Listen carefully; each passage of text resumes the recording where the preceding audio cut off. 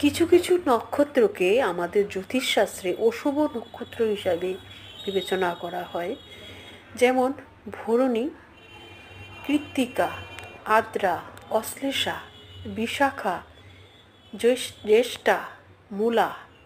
বিশেষ করে অশ্লেষা এবং আদ্রা নক্ষত্রকে এমনটা বিশ্বাস করা হয়েছে যে এইসব অশুভ নক্ষত্রে যে জাতক জাতিকারা জন্মগ্রহণ করেন তাদের জীবনে অনেক বাধা বিঘ্ন সমস্যা বেশি হয় অন্যান্য নক্ষত্রের জাতক জাতিকার থেকে।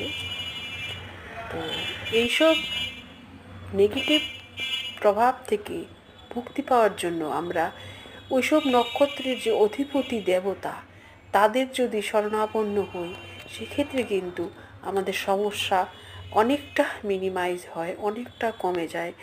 বিভিন্ন রকমের অসুখ বিসুখের জন্য আমরা যদি মেডিকেল অ্যাস্ট্রোলজি দেখি, সেক্ষেত্রেও কিন্তু সেই নক্ষত্রের লর্ডকে যদি আমরা স্মরণ করি, তার মন্ত্র উচ্চারণ করি, সেক্ষেত্রেও কিন্তু অনেক নেগেটিভিটি আমাদের ক্ষেত্রে আমরা কম হয়। এটা কিন্তু একদম বাস্তব সত্য। Thank you.